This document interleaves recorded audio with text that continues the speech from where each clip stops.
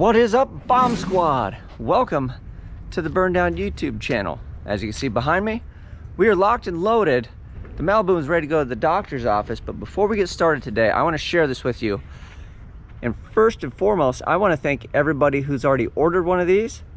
And if you'd like to get your own Maliboom sticker, I am basically giving stickers away for a donation. My PayPal link is in my Instagram, and there's a link in the video where you can copy and paste it, and you'll see my ugly mug so you know you're sending it to the right place. The only thing I ask is you need to put your address in the notes section so I know where to send your sticker. I have no price on these, so write me, let me know, you know, and do the thing, and everything is appreciated at this point because we have a car to build in less than a year. We got to get back to Rocky Mountain Race Week 1.0 and hopefully give the hot rod class hell next year. But let's go take a look at this thing real quick because that's why you came here. But also, if you did order one, I'm going to start shipping these to you. They're going snail mail, so please be patient. And if you don't receive it because things happen, please write me, let me know if it's way too long, and we will get you another one sent out. So thank you all for all the donations so far. Bam! So we took everything off the front to make the guy's life easy.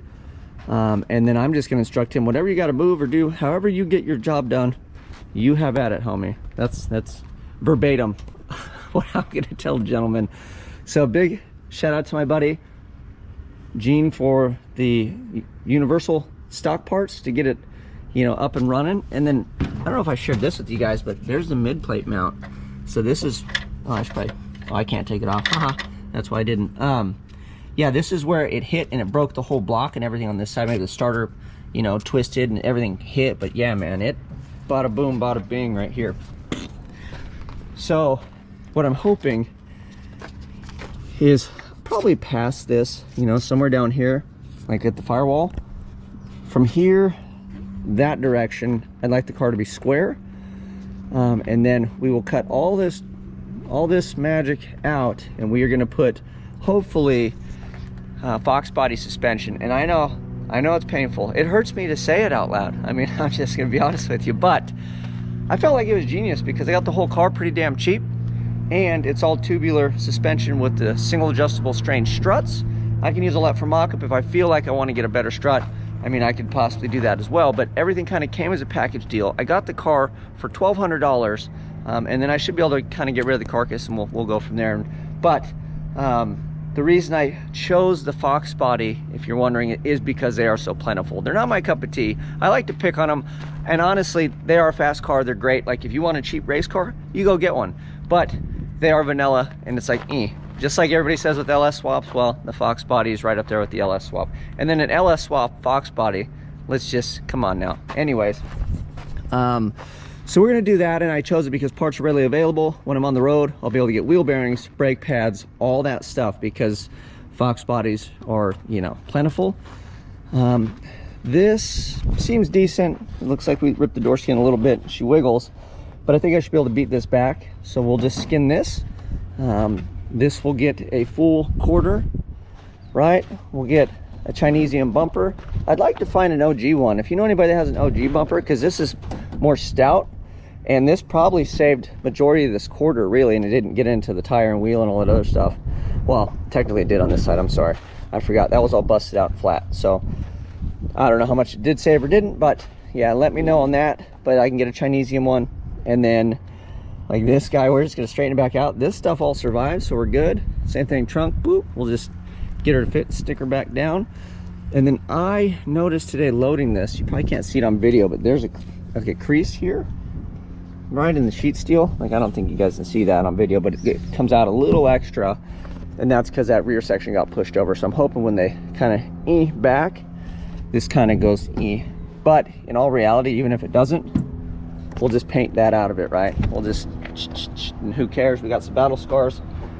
She saw the wall. But the other things that I look for are none of the glass is broken, and then the door gaps, the doors still work, right? So obviously this side works, but more importantly, this side over here, if you look at it, we're still lined up, and this door opens and closes. And yeah, the windows, somebody pointed that out, but this stuff's all just bolted in, and this is pretty heavy. So when you do a hard hit and everything wants to go that way, of course it's going to stretch holes or do whatever. So I feel like all this stuff is a matter of when we skin it, we can, you know, fudge all that and make it actually close properly. But it rolls up and down, and like I said, everything. And then it got in a little here, but it didn't get in enough to really, I don't think, do any damage to the glass.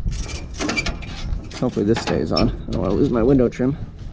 But yeah, so that's what we're working with. All that stuff leads me to believe that we're gonna be okay. But let's go get a pro's opinion, and we'll film everything in it when we drop it off, so that way we have record of what I left in the car, and then hopefully when we pick it up, all the stuff is still there. That would be nice. So let's get at it. All right, we made it to our destination, State Frame Shop. So if you were in Southern California, dude's the best in the business. But I wanted to share this with you guys when I was dropping it off, because this angle, I don't know if you guys can see it or not, but this frame horn is up much higher than that one. So I was thinking at home, maybe it's a low tire, my driveway sloped, and yeah, we're not on an even surface here, but he pointed it out when we were going over this, because then when I hit and I climbed the wall, this frame horn is much higher up than that one. So there is a bit of twist to it. Good news though, is the dude's confident, and these guys know what they're doing. Highly recommended. So I feel warm and fuzzy, so I can move forward getting parts and everything else that I need.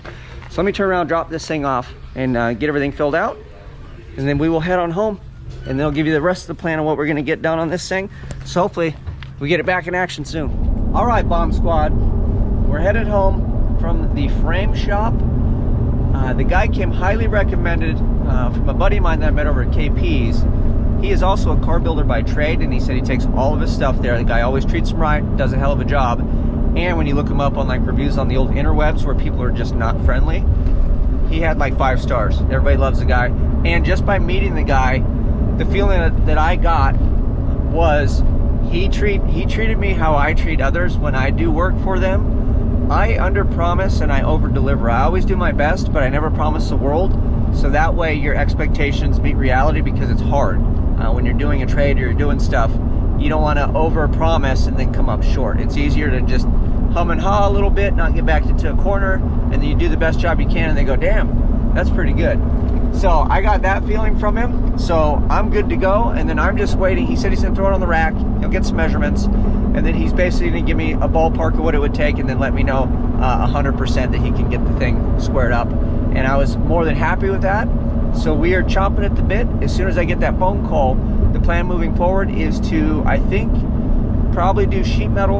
I'm gonna call Unlimited and see if there's fiberglass. I might just do one fiberglass fender, and then put that car, you know, that part of the car back together with that, or we can do steel. I'm just gonna price it all out because I have a lot of stuff to buy. The steering column also got blown out. I don't know if I shared that one with you guys, so it's all loose and jacked up and janky. So we'll probably end up putting like a race style column in it too. So I've got a long road ahead of me. I will get like a list of parts and things I think I'm looking for. Maybe we can start leaving those in the descriptions or whatever. Because if you guys have stuff laying on the shelf that you want to sell or whatever, we could work something out if it's what I'm looking for the car. And I'm not really looking NOS stuff. We're looking more race car part stuff. I want to bring the Boom 2.0 back, bigger, badder, and faster and better. So for those of you that stayed all the way to the end of this video, I also want to drop this idea on you. What if I start a Facebook group called the Bomb Squad, where we can talk about stuff on here. We can talk about, we can have a sponsor corner, we can have drag and drive corner, stuff like that. I want to make it a space that is away from regular reality, where it's just a bunch of car guys in a car group doing cool stuff and sharing and helping each other. Sharing fun memes and stuff will be welcome, but no politics, no religion, no BS for people to argue over. None of that stuff is going to be tolerated, and it's going to be drag and drive oriented, for sponsors, for people that are like-minded, and for you guys to kind of help each other. I think there's a lot of you on here that are much smarter than I am, so I could probably learn a bunch.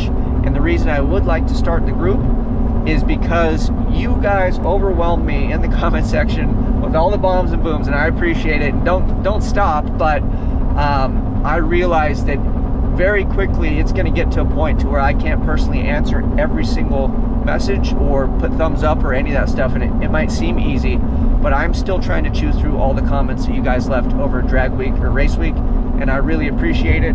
But if I have a group, then I can just pop in and be personable in there and kind of talk to a group of people versus trying to individually hit everybody. I'm still going to continue to do that as best I can, And then when I really get overwhelmed, we'll just siphon through the comments and I'll hit kind of the ones that I can. But there's only so much time in an evening, and a man's got to sleep sometimes, because we don't get a lot of it. So I need to focus on that sometimes here and there. But you guys are awesome. Continue to leave the bombs and booms, the bomb squad. You guys have been phenomenal. Thank you for all the donations. And we're going to get this thing put back together. I'm pretty excited. I'm going to keep you guys posted along the way, and we're going to kick some ass. Till next time, you guys know what to do. I'm out.